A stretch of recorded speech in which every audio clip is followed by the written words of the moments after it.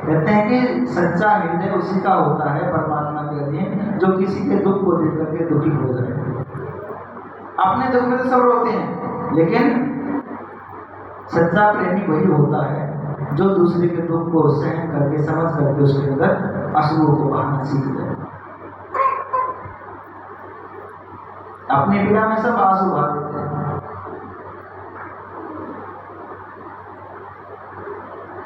अब कथा आती है यहाँ पर ब्रजराज, भक्ति महारानी वहां बहुत अधिक ठहरी हुई। अब नारद मुनि भटकते भटकते वहां पर जा पहुंचते हैं जहां पर भक्ति महारानी, तो माँ जो है वो तो जवान है और जो उसके पुत्र हैं वे वृद्ध हैं, ज्ञान और वैराग्य। कहते हैं ना कि जहां पर ज्ञान, अब देखो ये भक्ति क्या है और ज्ञान क्या है, वैराग्य क्या है, पहले तो आप इसको समझो, यहां से कथा फिर शुरू होती है। भक्ति होती है किसी भी चीज को देख करके समझ करके उसकी आस्था को जगाना।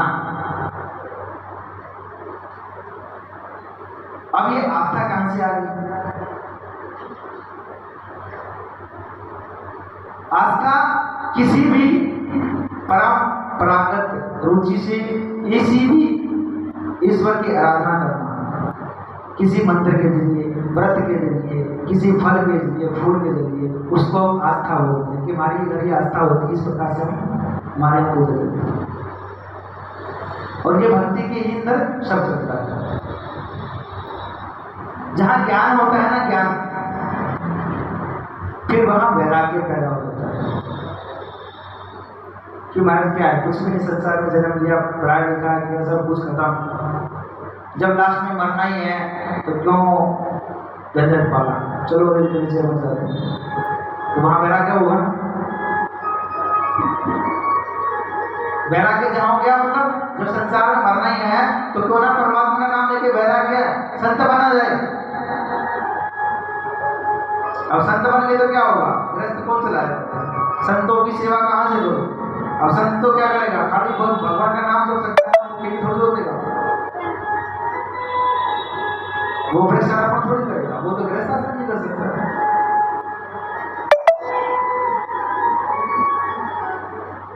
क्योंकि जहां ज्ञान प्राप्त होता है ना, फिर आदमी छोड़ देता है, ज्ञान के बाद क्या होता है, लेकिन ज्ञान के बाद ही भक्ति प्राप्त होती है। आप तीनों का मिश्रण करोगे ना, तब जाकर के परमात्मा प्राप्त होते हैं। किसी चीज के बारे में रिसर्च करना, पढ़ना और बार बार उसके बारे में दोहराना, उस ज्ञान को अपने और गहनता से जानना।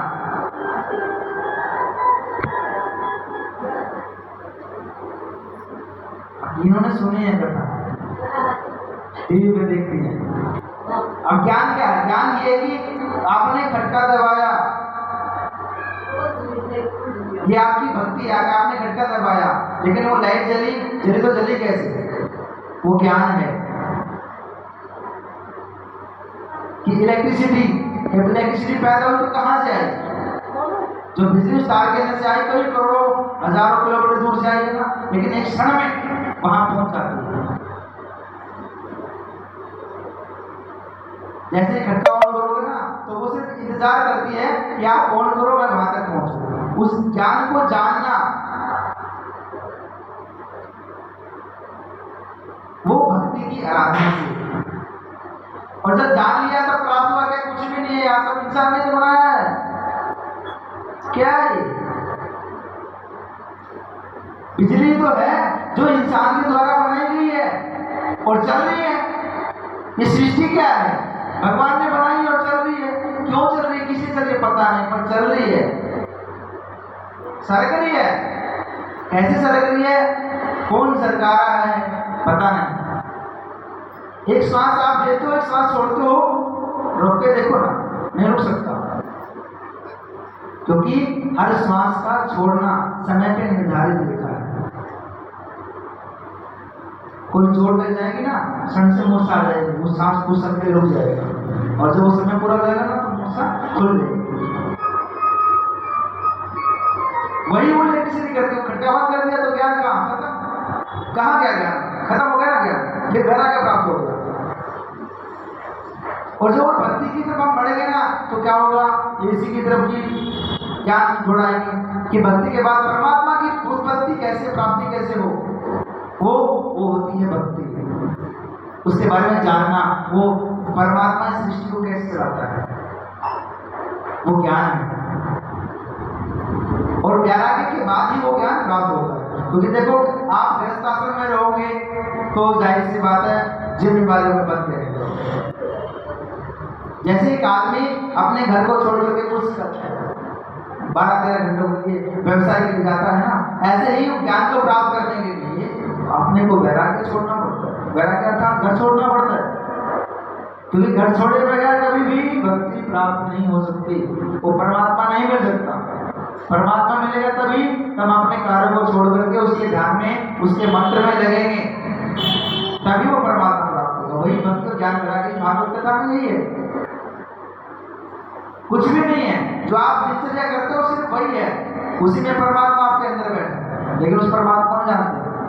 हम मंदिरों में, किसी पूजा में, पाठ में, तीर्थ स्थान में वहां ढूंढते हैं। एक का हृदय मैंने कभी बताया था, किसी का फूल तोड़ोगे वृक्ष में से तो वृक्ष क्या करेगा, दुआ देगा। किसी वृक्ष से आप फूल तोड़ोगे, फल आने से फूल लगता है, वृक्ष के ऊपर भी छोटे छोटे तोड़ोगे। अब दूसरे को मन में जाएगा वृक्ष के ऊपर फूल कहां से आगे, महाराज वहां तो फल लगते हैं, लेकिन फल से पहले फूल। अब उसको आपने फल बनने से पहले ही तोड़ लिया तो वृक्ष आपको क्या कहेगा, आशीर्वाद देगा ना।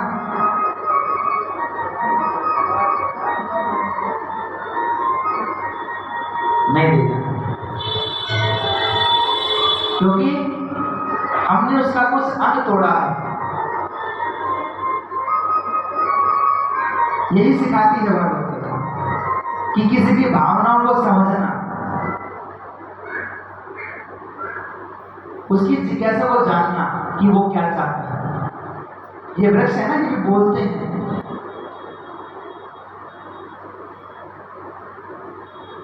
पर हम समझते नहीं। जैसे पशु पक्षी हमारी भाषा को बोलते हैं, समझते हैं। आप किसी भी पशु को, पक्षी को, जानवर को, ठीक है, किसी नाम से बुलाने लग जाओ तो क्या होगा, धीरे धीरे उसको समझेगा। उसने उस भक्ति को हमारी भावना में लगाया। आपने किसी गाय का नाम रखा कामधेनु, कामधेनु हम बहुत अच्छी गाय मानते हैं, तो हम उसको 50 बार 100 बार कामधेनु के नाम से पुकारेंगे ना, तो वो क्या होगा, वो हमारी भक्ति को समझेगी कि रोज आता है, कामधेनु बोलता है, ठीक है, पूजा बोलता है, अर्चना बोलता है, तो मुझे सुन जाती है, अपने कानों में लाएगी। पहले तो हमारे हार्ट को आते ही समझ जाए, वो हमारी भक्ति को की तरफ आकर्षित हो जाएगी। और जब हम बोलेंगे ना तो दौड़ी से जाती है। ऐसे ही तोता होता है, मैना होती है, उसको हम 1 महीने तक लगातार कुछ भी नाम से बोलते हैं तो वो समझ जाता है। जैसे हमारे घर में बालक होता है ना, छोड़ो सब कुछ, घर की बात करते हैं। बच्चे को आप पहले दिन से ही बोलना शुरू करते हैं, और वो समझना कब शुरू करता है, कोई बता सकता है? साधारण सी बात, और सबके साथ हुआ है। सबने बच्चों को खिलाया होगा, पाला होगा, पोसा होगा, बहुत साधारण सी बात है।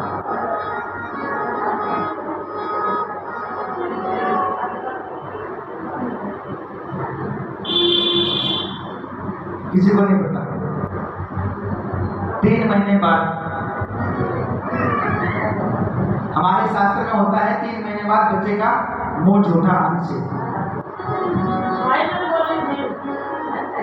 वो बोले जाओ माइक ले लेते बगल में था। ये भागवत कथा है। भक्ति महारानी जो है ना, ये दर्शाती हैं कि किस प्रकार से उसके पुत्र जो है ज्ञान और वैराग्य वृद्ध हो गए, क्योंकि उन्होंने जानने की चेष्टा छोड़ दी।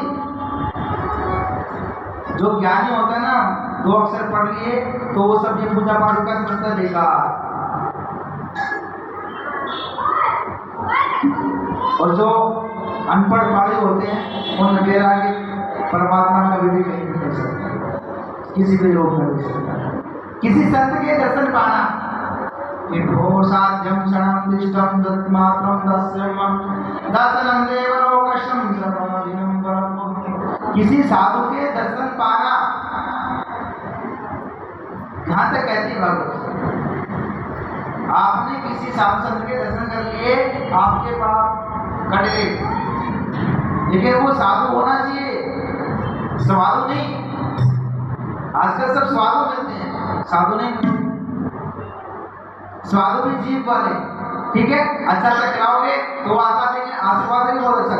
जहाँ आपने कह दिया कि भैया अब तो महाराज मेरा काम नहीं चल रहा, तो फिर वो भी दूसरी तरफ रास्ता फेर लेते हैं, उसी पार्टी ढूंढते हैं। साधु वही होता है बगैर कहे जो आपके पास आया है उसकी भावनाओं को समझना, साधना के जरिए किसी की मन की बात को जानना, वो साधु होता है। भागवत जी ने फिर भागवत जी ने कहा कि भक्ति के बाद जो है वैराग्य, वैराग्य में क्या है, कुछ नहीं होता महाराज, खत्म सब कुछ छोड़ो। और जहाँ भक्ति होगी, बूढ़े होंगे ना, वो कहते राम राम, बच्चे कहते क्या काम, माँ बाप ने कहा राम राम, बच्चे का क्या काम, अभी तो पानी दिया था, चाय दी, रोटी दी, और क्या चाहिए, और क्या हमने खा लिया, ऐसा जवाब होता है।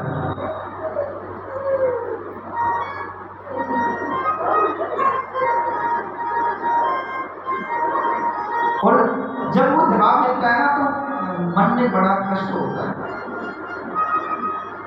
कि हमने इनको पाला पोसा, इन पेड़ों को पानी दिया, लेकिन आज ये पेड़ हमें फल नहीं दे रहे। कैसी विडंबना है। ये भागवत जी कहती हैं कि जिस वृक्ष में हमने आजीवन फिर जल दिया है, उसको सींचा है, बड़ा किया है, ठीक है, कल कोई बड़ा होगा, छाया देगा, फल देगा, लेकिन आज कहाँ है।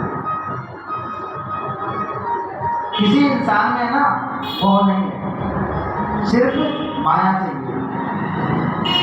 आपके पास पेंशन है ना तो सेवा हो जाएगी, और पेंशन नहीं है ना तो फिर आपकी तो ठीक हो रही है, मेरी कैसे होगी।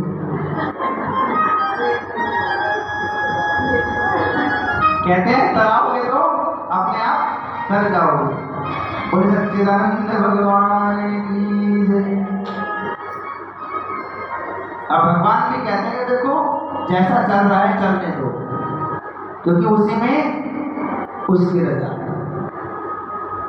जितना सुख अनुभव आपको भोगना था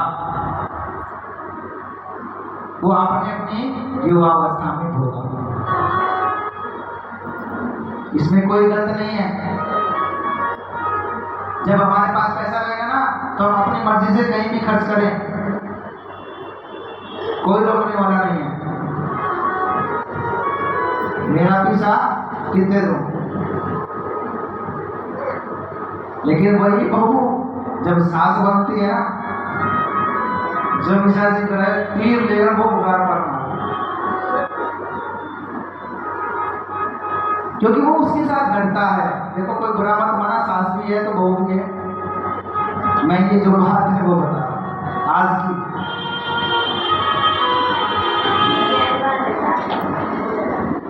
छोड़ो फिर नहीं करते बबू डिना रूस गिरा, बबू रूस नहीं पड़ता तो सारी इतना मिलेगी। मान करो पड़ते के मार दे ले हम।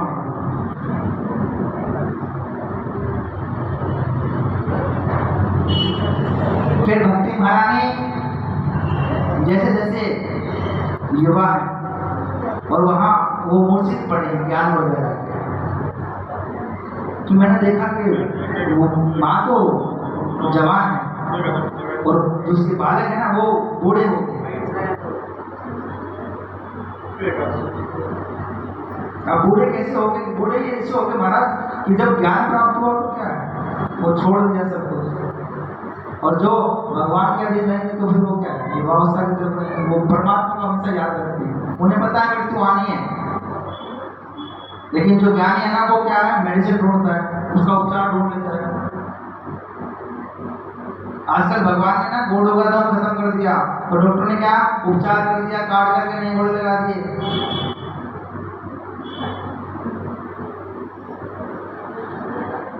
भगवान ने हाड़ की गति बंद कर दी, दोनों फिर मार करके वो गति बढ़वा दी। ये सृष्टि से क्या खिलवाड़ी तो है। आप हमेशा संग्रह करते रहते हो, एक गाजर है, मूली है, प्याज है, ठीक है, ये संग्रह करते हैं, अपने फल को कहाँ रखते हैं, जमीन में, और उखाड़े जाते हैं। लेकिन आम है, अमरूद है, जामुन है, सेब है, ये अपने फल को दिखा के रखते हैं। तो फल को ऐसे रखो ना परमात्मा के सामने,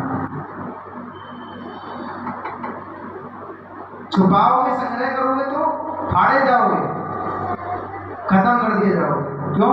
क्योंकि गाजर से कोई फाड़ लेगा, खत्म कर देगा बराबर। और यदि फल को देना सीखोगे ना, तो इन्होंने देना सीखा है वृक्षों ने, फूल, फल, हवा, पानी कहाँ से मिलती है? इन वृक्षों से। और ये वास्तविकता है। आप अपने घर में ना 4 गमले लगा के देख लेना, कहीं जाने की जरूरत नहीं है। एक को बोलना तू अच्छा है, दूसरा बोल तू कम अच्छा है, तू बिल्कुल नालायक है, और तू तो सर्वना। उन पेड़ों को बोलोगे ना तो जो अच्छा होगा वो जल्दी बढ़ेगा, वो थोड़ा और जल्दी कम बढ़ेगा, वो थोड़ा मीडियम बढ़ेगा। जो नालायक होगा ना वो जल्दी सूख जाएगा। ये प्रैक्टिकल भगवान आपसे करवाएगा, आप उसको अगर करोगे। कहीं जाने का उसको कहीं 30 यात्रा मत जाओ, आप सिर्फ घर पे प्रक्षेप करके देख लेना, मात्र 10-20 रुपये का पौधा है। आप अलग अलग एक ही चीज लगाओ, कुछ भी लगाओ, एक ही लगाओ, एक ही जगह से। लेकिन आपकी जुबान से ही किसी को अच्छा बोलना सीखो, बुरा मत बोलो। ठीक है भाई, मैंने जो करा मैं जाऊंगा, मैं बुरा कर रहा हूं मुझे पता है, लेकिन अच्छा बोलो भाई, तुम बहुत अच्छे हो, ठीक, बहुत अच्छा काम करा तुमने। भागवत जी कहते हैं कि अपना संतोष करो और परमात्मा को याद करो। जैसे भक्ति ने करा ना, नारायण नारायण राम राम राम, गणेश गणेश गणेश, जय माता दी जय माता दी, तो भक्ति क्या रही? वृद्ध नहीं हुई। वो हमेशा उस परमात्मा को याद रखते रखते क्या हुआ, उसने कभी पाप करना सीखा ही नहीं। जब पाप नहीं करो तो कूड़े कहां से हो? अरे जब आपको कंटिन्यू जल मिलता रहेगा, ऊर्जा मिलती रहेगी, तो आप थकोगे ही नहीं। और ऊर्जा कहां से मिलेगी? ऊर्जा तो भगवान के नाम में मिलेगी। जब आप सुबह शाम 3 समय भोजन करोगे तो भूख कहां से लगेगी? एक व्यक्ति गया डॉक्टर के पास, डॉक्टर साहब खाने के बाद भूख लगती, कुछ दवाई।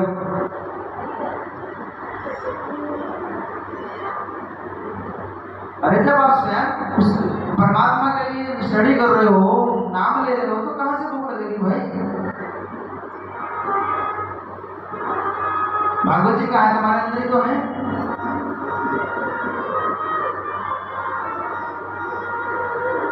अब भक्ति जो है जवान है, और ज्ञान बच्चों में ज्यादा होता है ना, और ये सबके साथ होता है।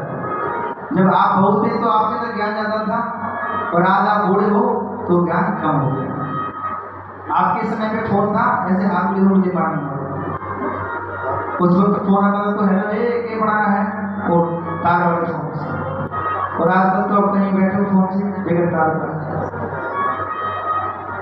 समय परिवर्तन हुआ तो संतान परिवर्तन हुई, संतान परिवर्तन हुई तो विचार परिवर्तन हुआ। आज से पहले का विचार कुछ और था, आपका विचार कुछ हो रहा है, आगे वाला विचार कुछ हो रहा है।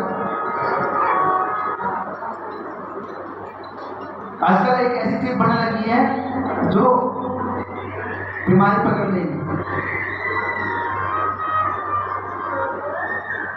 अब किसी ने सोचा था एक छोटी सी सुई आएगी जिसमें लगाएंगे और फिर पता चलेगा सुअर है कि नहीं है। कितनी छोटी सी बात है, ज्ञान ही तो है। और फिर क्या है, सुई तो है, थोड़ा सा लगाया, पता लग गया है कि नहीं है। वो ज्ञान से वहां फैला क्या होगा ना। समझो तो छोटी सी बात है तो कुछ भी नहीं है। वही फूल अंदर था, लेकिन जब वो सुई लेकर के बाहर लगा उस पर लगते ही पता लग जाएगा कितना शुगर पड़ा है।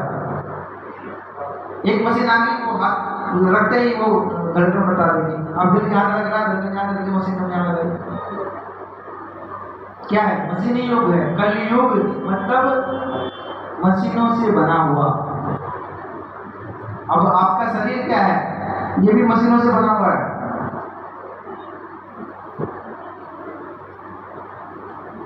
अब कौन कौन सी मशीन, इस शरीर के अंदर बहुत सारी मशीन है। कहीं फेफड़ा दे दिया, कहीं गुर्दे दे दिए, कहीं किडनी दे दी, ठीक है, फिर हड्डी दे दी, मांस दे दिया, फिर तेल दे दिया। उस सबको दर्द रखते जो है खून पहुंचा, फिर दिमाग दे दिया, फिर आंखें दे दी, फिर कान दे दिया, सुनने के लिए शक्ति दे दी। ये मशीनें तो है, क्या है, चलती फिरती मशीन तो है। लेकिन कभी ये अपडेट नहीं होती। जैसे भगवान ने बना देना वैसे चलती रहती है।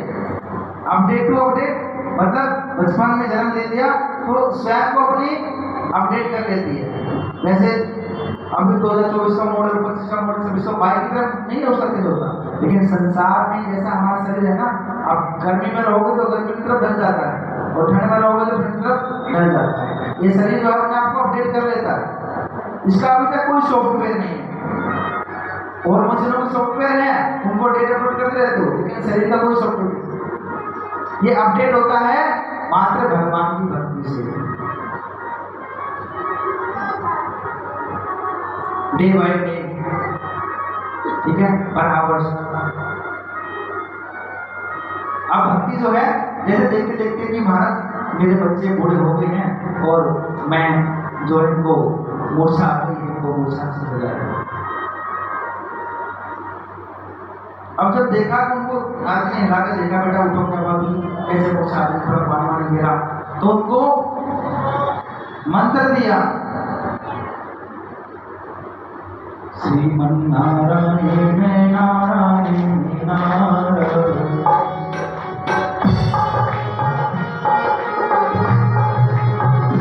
श्रीमन नारायण नारायण नारायण, श्रीमन नारायण नारायण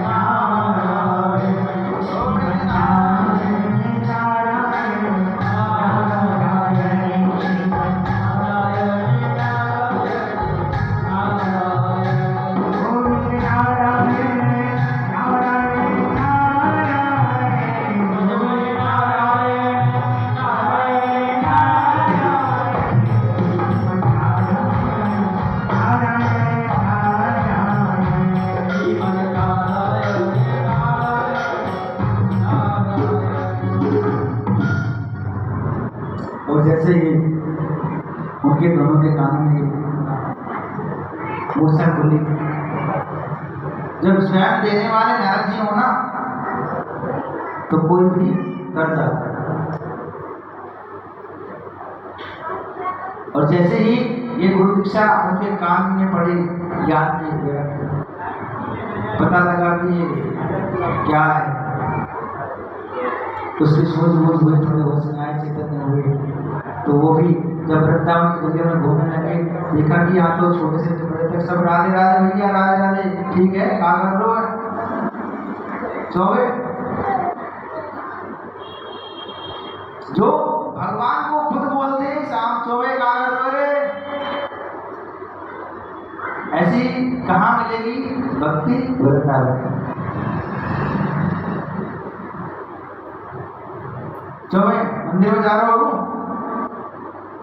ऐसे भाव से, जैसे हमारे रंगड़जा है, कितमर है, फोन मिलाया, ये हम उसी को बोलते हैं जो हमारे निकट होता है। अब सुनने में तो थोड़ा अटपटा है, लेकिन बोला उसमें जाता है जो करीब होता है। बाहर वाले को बोल के देख लो ना, पहले थप्पड़ मार के बात मुझे कहेगा था। तो अटपटा जरूर होता है, जैसे नींबू खट्टा होता है ना, और बीमारी को दूर करता है, ऐसे ही अनजाने का आदमी थोड़ा कड़वा जरूर बोलता है, लेकिन अपना समझ के बोलता है।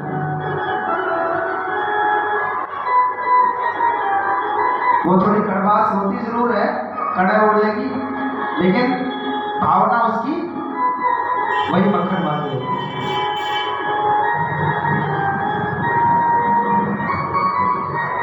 बोलिए सच्चिदानंद भगवान की जय। अच्छा पहले तो आप ये बताओ, मेरे ख्याल में आप सब दुखी हो रहे होंगे।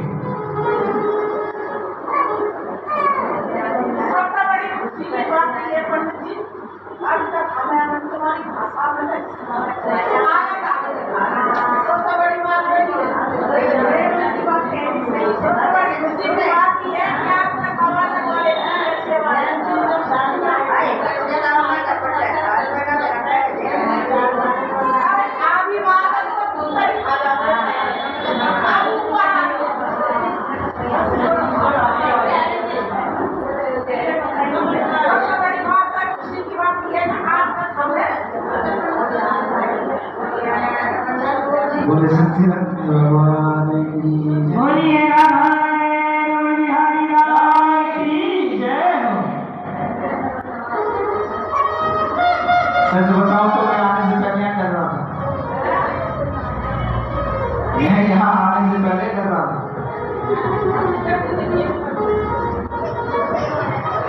और सही बात यही होती है कि कोई भी काम आप करोगे, डर के करोगे तो अच्छा करो।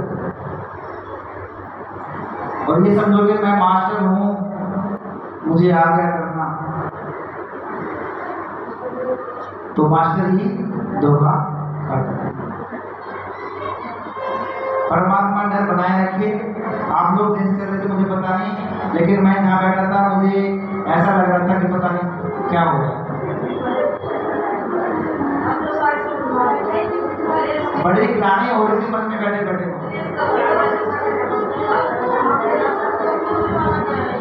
ठीक, लोग देख रहे थे, मैं मेरी दो आंखें रुक गई और कई आंखें यार। और अभी भी जब यहाँ बैठा तो धड़कन बड़ी हो गई थी। मैं क्या बोलूँगा, सच बोलूँ तो मैं 2 दिन से किताब चाह रहा था, लेकिन पढ़ कुछ नहीं रहा।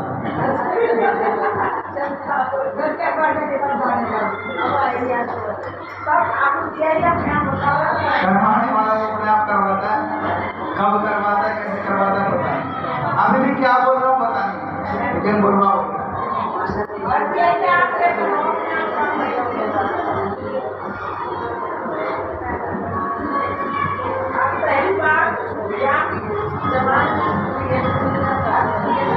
अब चढ़ावा ये तो ऐसे करने में लगता है।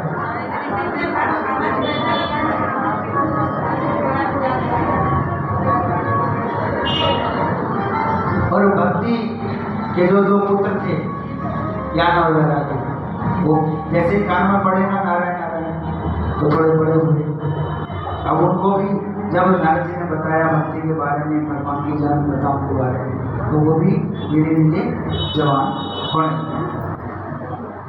क्योंकि जब आपको ज्ञान होगा तभी तो किसी के बारे में जानोगे ना। अब वो ज्ञान और वैराग्य जब तक बेकार थे तब तक उन्होंने भक्ति की तरफ नहीं जाना, उस परम पिता परमात्मा को नहीं पहचाना।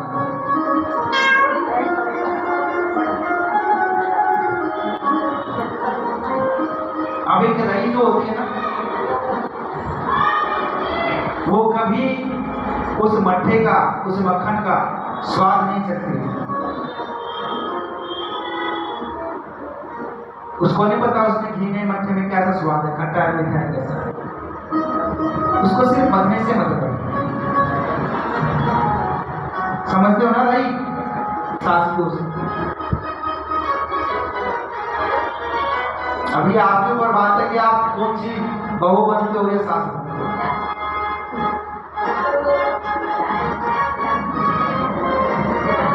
देखते रहो आप सब खेल रहे हो।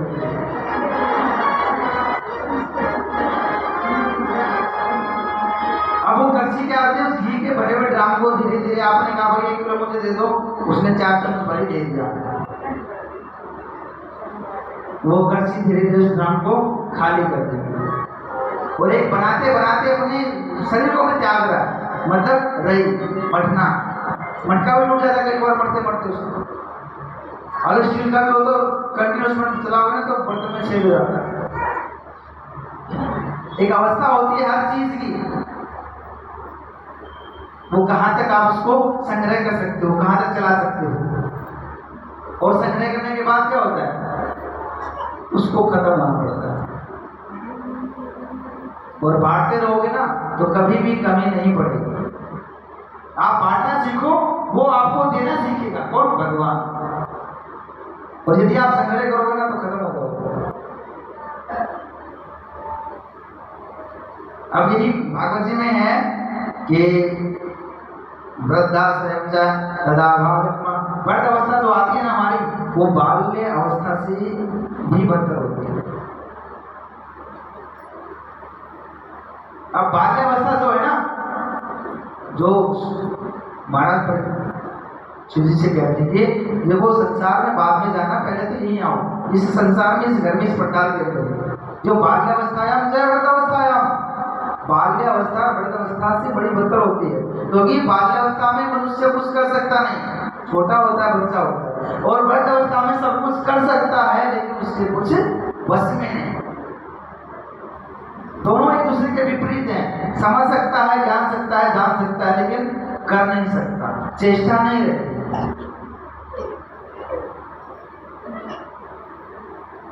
और जब चेष्टा रहती है तब वो करना चाहता नहीं, समझना चाहता नहीं।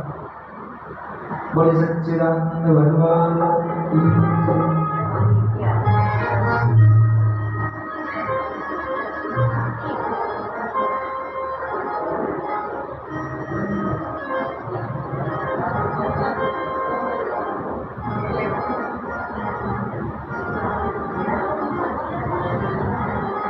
कलयुगम केवलम हरिगुणम गावतम तद पावनम भवः।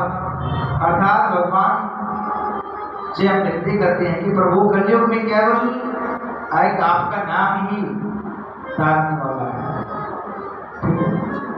जैसे ही उनके काम में जाना तो क्या होगा, यही तो मंत्र होता है, या तो तप करो या फिर कुछ करके मरो। अब जब मरना है तो कुछ करके मरो ना, तो थोड़ा प्रयत्न और कर लो, उस परमपिता परमात्मा नाम ले लो। लेकिन कुछ क्या होता है, मरते मर जाएंगे लेकिन कभी भगवान का नाम नहीं लेंगे।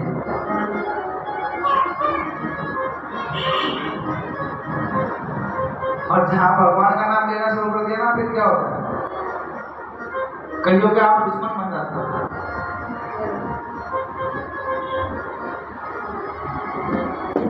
दुश्मन क्यों बनते हो? अरे जो आदमी को बड़ा घोष काटी, अरे भैया बड़ा तो मिलेगा ना भैया, चला ये संसार है, करोगे तब भी कहेगा, नहीं करोगे तब भी कहेगा। ये संसार कभी किसी का नहीं हुआ।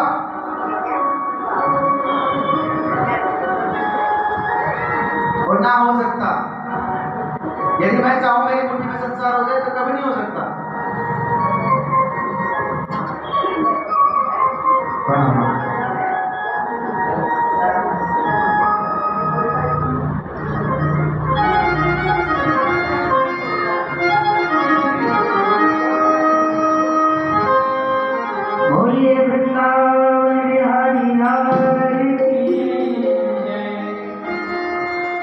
दीवाना बना दिया हमें, मैं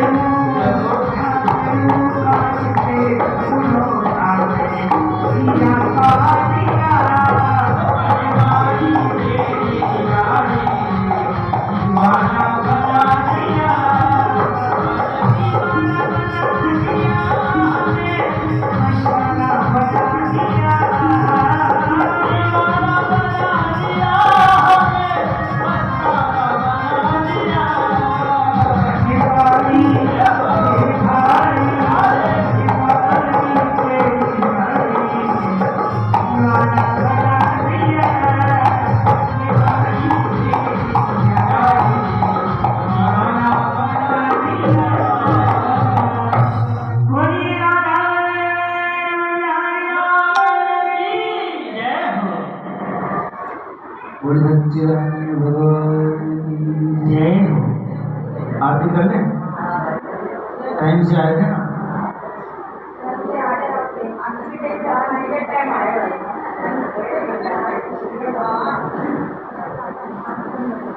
ऐसा है, ये कथा करने का महत्व क्या होता है?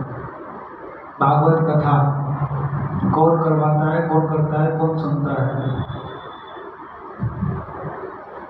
जिसके मन में भावना हो वो एक तो, और करवाता वो है जिसके पास पैसा हो और पैसा पाने की चाह रखता हो। और करता कौन है? जिसको पैसा पाने की चाह हो। क्योंकि जो कथावाचक है उसको तो पैसा मिलेगा तभी तो करेगा।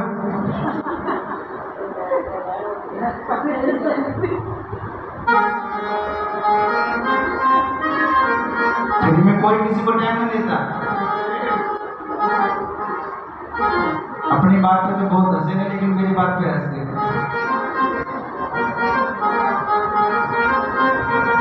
अब एक इंसान वही होता है जो अपनी बात पे हंस जाए। दूसरों पे हंसना सब सीख जाते हैं, लेकिन कभी उस अपने हंसी पे भी महसूस करके देखो कि तुमने कितना अच्छा कार्य किया, कि तुम किसी को हंसाने लायक बने। तुम्हें देखकर कोई हंस रहा है,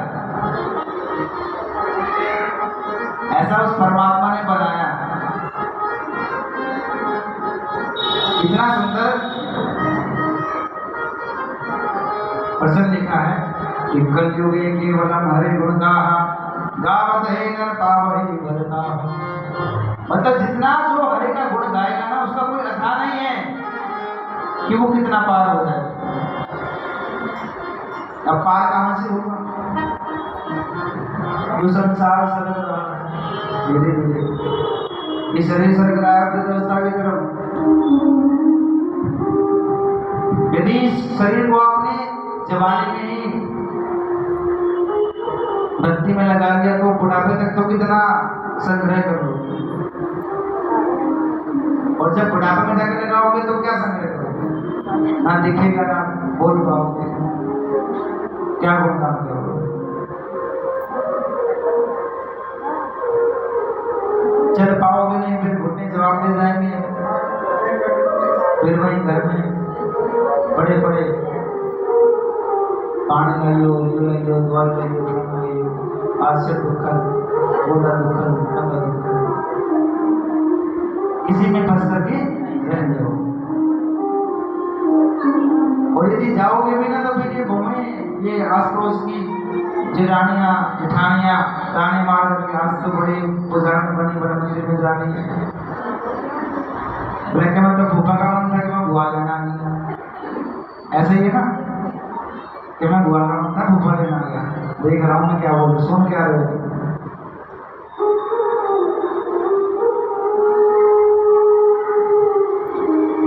तो पहले तो हम ज्यादा कुछ मतलब दिखावा करते नहीं, और जब दिखावा करते तो संसार दिखावा करने देता। फिर वो बार बार में जैसे एक कौवा है ना मांस के रोते पे बार बार चोंच मारता है, ये संसार भी फिर मार मार करके हमें सताता है। याद तो बड़ा वर्णन कर रखा है क्या प्राप्ति था। जैसे भगवान इंद्र जो है ना कोई भी तपस्या करता तो डर जाते हैं। इन देवताओं का हृदय नहीं होता, ये बड़े डरपोक होते हैं। जैसे ही कोई भी व्यक्ति तपस्या तप करने के लिए बैठता है ना तो इनका सिंहासन पहले लौट जाता है, कहीं तेरे सिंहासन को पाने के लिए तपस्या नहीं कर रहा। फिर उसकी परीक्षा शुरू कर देते हैं, और उस परीक्षा में वो फिर पहले तो पार कर जाते लेकिन आज करके तो फेल हो जाते हैं। आज मंगलवार का व्रत करें अलग करके देख लिए अपना फेल हो गया। फिर बुधवार का लाए फिर बुधवार का काम ना करें, फिर बृहस्पतिवार का करें, शुक्र का फिर शनि द्वारा गई उन्हें पैरों में दारू पीड़ी है, देव दिया लगाया, गई में शांति। थोड़ी बहुत शांति है वो शनि के पास, दिया चलाने के पास, क्योंकि वो करने लग गए ना, उसको भोग लगेगा, उसको फिर पिएगा, पिलाएगा, तो कहाँ हो सकती, तो किसी का घर और बिगाड़ देगा। कोई पी के जाएगा, घर पे लड़ाई करेगा, अपने कूटेगा, पीटेगा, बच्चों को मारेगा, कहाँ की पूजा है?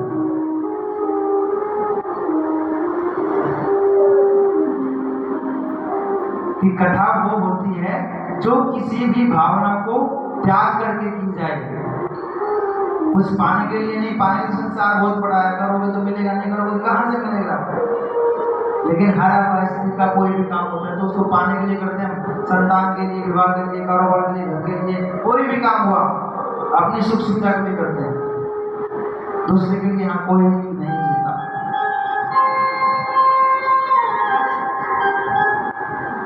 और जो दूसरों के लिए जीना सीख जाता है उसको फिर भगवान अपने धाम पे बुला लेते हैं। वो पहले कहते हैं मन अंदर कर देते हैं, भैया तेरा काम हो गया तो ऊपर आ जा, वो तो ने परोपकार कर लिया, आ जा, फिर उसके नाम का मन अंदर कर जाता है।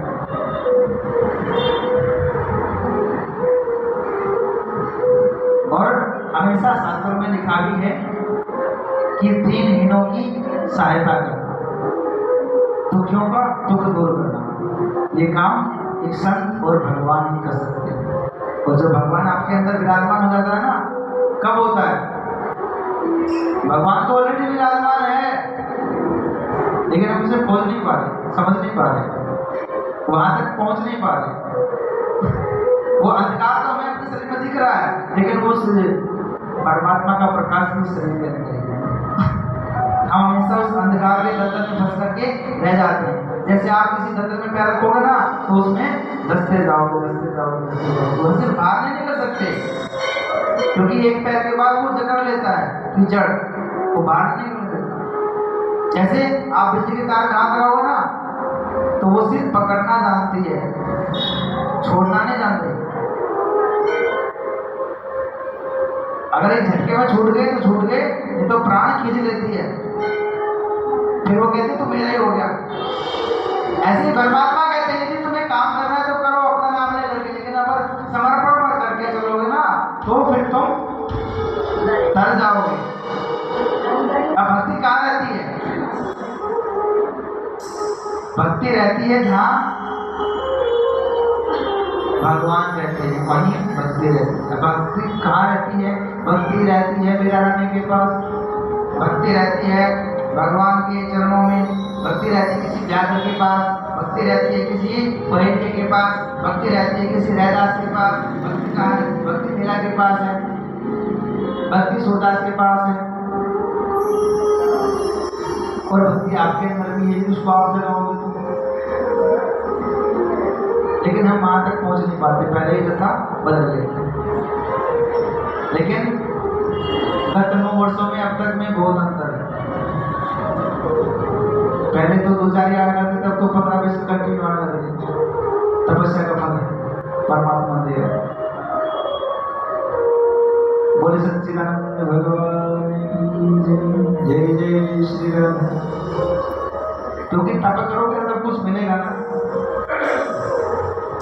अभी कुछ लोग हंस रहे थे, मैंने जब कहा कि कथा का जो है पैसा मिले, किसको मिले? कथावाचक को।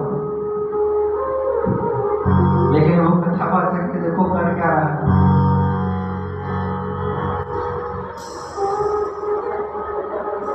9 साल की तपस्या में कुछ नहीं करा,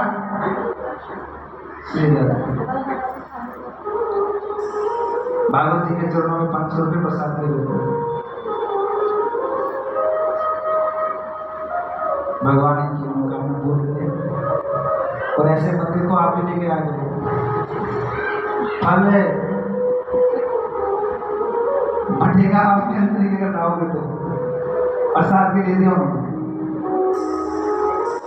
अब कल से एक काम हो आपको छोड़ रहा हूँ, समय से आओगे तो समय से जाओगे। देखो इनको भी दूर जाना होता है और लंबा समय बैठना फिर मेरे पास क्या मैं बोल देता हूँ। तब तो खा के आए हो, आज मैं तो खाना नहीं।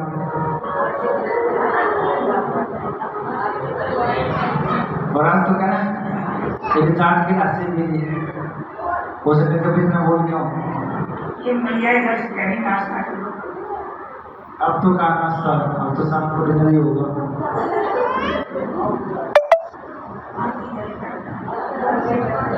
पंडित जी महाराज तो आज की कथा को ही विराम देते हैं। खाली आप 3 बजे बैठोगे तो 7 बजे, 1 बजे बैठेगा मेरे पास। 1 बजे के तो नहीं आए ना, इनको विराम। देखो हमारा तो आराम आराम है, ठीक है। आप आधा घंटा बैठोगे, मैं सबके सामने कह रहा हूँ, चाहे कोई आए चाहे ना आए, कल मैं 2 बजे यहाँ बैठ जाऊंगा। अगर ये 1:30 बजे आ जाते हैं तो, क्योंकि मैं सोचता हूँ कि 2-3 भजन गाए तब फिर तो आगे बैठे, तब मैं बैठूँ। आप सोचो 5 बजे और प्रसाद की बारी है, सब जाए प्रसाद लेकर घर वापस आए।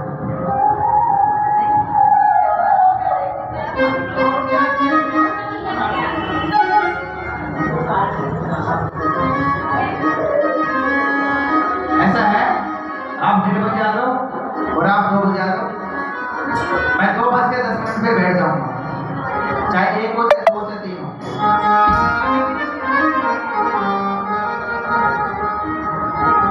बोलिए रमण बिहारी लाल की। और अगर 2 बजे आओगे ना तो समय से जाओगे, नहीं तो फिर अंधेरा होगा।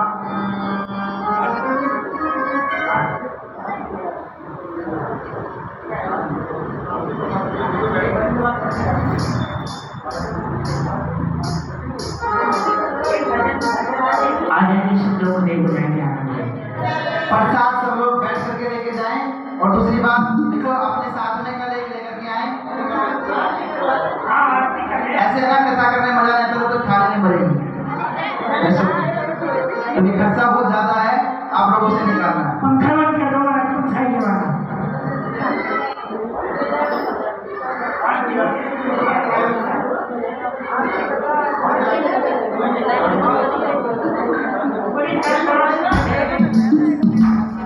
कल 2 बजे आ जाना, ठीक है, बार बार रिपीट नहीं करते। और ये जो खाने से कहना है खालिस्तान भर देगा, 5 बजे आरती कर देंगे।